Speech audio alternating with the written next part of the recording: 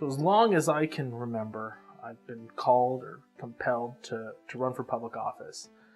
And this year, Adrian, my wife, and I decided that now would be the time that I would run for Meridian City Council, a seat that I had been wanting to run for really a long time. What I'd like to share is some of the story behind the story of my campaign for City Council. And it really starts late summer when I officially filed to run for City Council, and watch as another person files, and another person files, and another, and another, and another, until I have 5 opponents. And typically in most campaigns, you have 1, maybe 2 opponents. So to have 5 people that are vying for the same position to me is really remarkable. We worked really hard on our campaign, doing things like knocking people's doors and asking for their votes, going to events. And what we found was, in order to be successful in our campaign, we really had to go all in. And we had to sacrifice time with my spouse and I to enjoy each other's company, to focus on the campaign. We had to sacrifice time with our friends and other time with our families because we wanted to go all in and we wanted to be victorious. In working on this campaign, it took more time than I could have ever imagined. So much time that, in fact, that early in the fall, my boss called me into her office and sat me down and said that they know that the campaign is taking its toll on me, and that they really felt that it was a point where I needed to make a decision between either focusing on my career with the company that I worked at or focusing on the campaign. And for those of you that know me, know I'm a planner. I've got to have my plan from A to B to C, and this was a curveball that didn't give me any opportunity to think or plan or strategize about what the best approach was. And without being able to seek counsel of anybody, I let them know that because I had believed that so many people in our community had invested their time and their energy and their resources on me and the campaign, that's where I needed to focus. And they said then that their decision was that I would need to seek employment someplace else. And it hit me like a ton of bricks. And I called my wife and I said, I need you to come home. We need to talk, because I had to explain to my wife that, by the way, I'm no longer working because of this idea that we want to do the campaign. And she came home.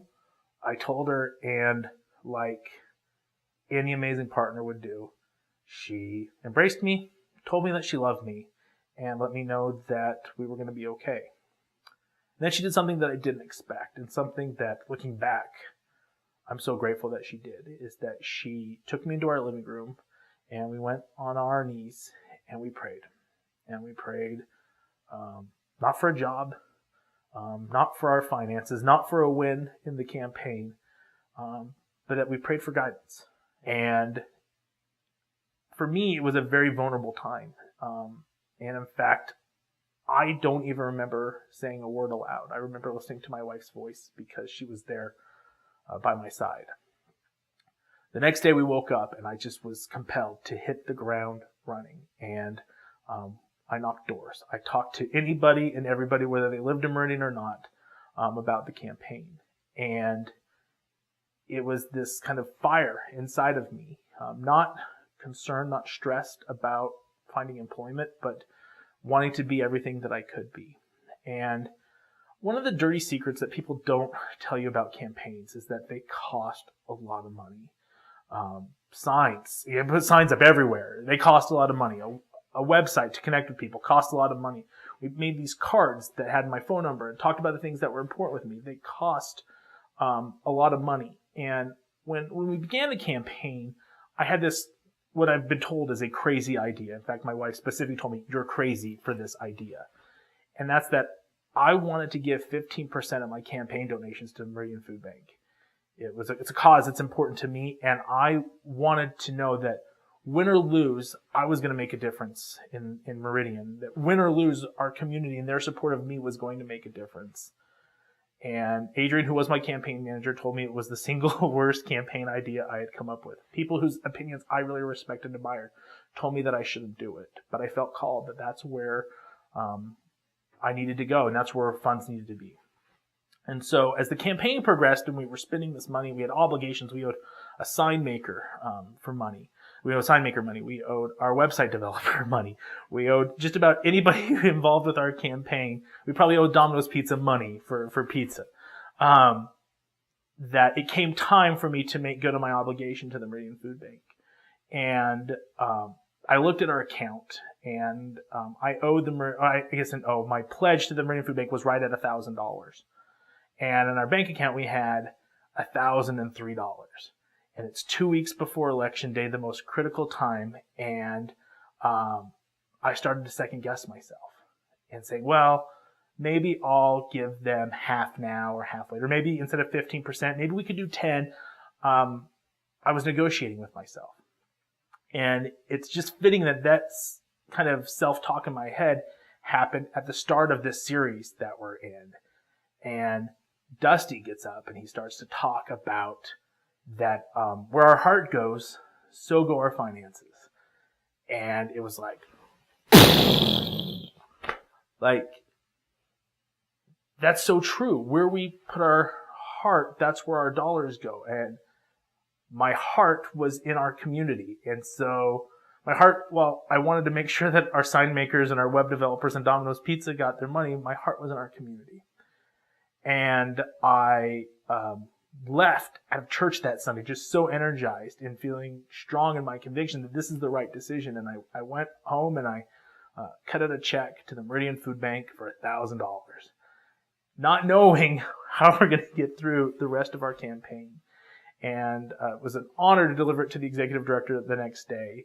And my mom called me. She goes, we need to press release this. You need to call the news stations. And every part of probably the marketer inside of me thought, yeah, we should. But at the end of the day, that check to them wasn't about me. It was about helping people. And people help people all the time, and we don't call the media about it. And so I chose not to do that. And the surprising factor of that is, and it goes back to this whole campaign with curveballs being thrown at me left and right and just knowing that God has my back, is later that evening, that Monday night, I get a phone call from a friend who says, you've never called me to ask for a campaign donation. How can I help? Tuesday, checks showed up to donations for our campaign that I didn't expect. Wednesday, when I was out knocking doors, a random stranger said, here's $20. I really believe in you. And it's a testament, I guess, to that he's got us. He's got our back. And it's so typical, especially of politicians, to say, oh, I'm doing God's work. And I'm kind of a cynic. And so I'm like, yeah, right. But with this campaign, it was so true. God's always involved in our lives, and it's in unique opportunities where we really see his hands in it. And this campaign was it. It was the Sunday before Election Day, and we knew it was going to be close again. I had 5 opponents. And we're in this series, and I'm feeling so strong in my faith. This campaign and this series has just done wonders for my wife and I's relationship, to have me go stronger in my faith. And I guess if you'd write a movie about it, I would come into church on Sunday and I'd pray really hard, my best prayers ever to God, to say, hey, help me out. I need a win. And what was amazing is that I found myself deep in discussion with God. And I wasn't asking for the win. I was asking for a calm heart. And I found myself saying thanks. Thanks for the curveballs. Thanks for the struggles. Because I knew that those curveballs that presented themselves at the time were doors opening for opportunity. And 2 days later, it was Election Day, and we had knocked so many doors. I knocked so many doors that my feet had swollen up and I couldn't walk anymore. I had done my all. And we were at dinner, and we're waiting for the results to come in. And people are saying, are you nervous? And my answer was no. I was anxious. I wanted to see the results, but I was never nervous, because I knew that whether they had a check mark next to my name or not, that because of the generosity of others and because of the doors that God had opened for me, that I'd ran a campaign that I was proud of, and that was the win. And then at 12:01 on Wednesday morning, I got a phone call from the head of Ada County elections informing me that I was victorious and that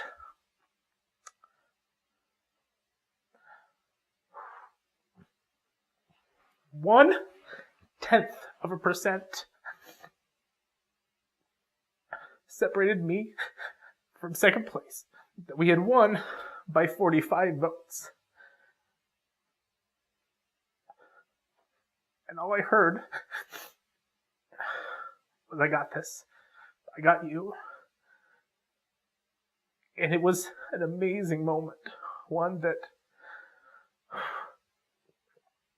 I'm proud to share with you today is that I embraced my wife. I thanked her. And then she grabbed me, took me right back to the living room. And we got right back on our knees. And we prayed.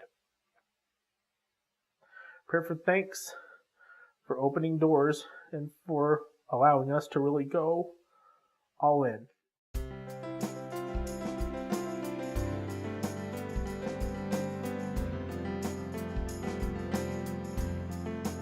So if you think God's calling you to do something or to help someone, listen, run to it. For some of you, it might start out like it did with me, like a whisper. But don't worry, it will get louder. It's also important to not be discouraged when curveballs get thrown your way or when you think a wall gets placed at your feet. It's not a means to stop or slow you down. It's just a means to clear a path for where you can really go, where you can be successful and do the things that God's calling you to do. I'd encourage you wholeheartedly to listen to it and jump in with both feet. And don't be afraid to go all in.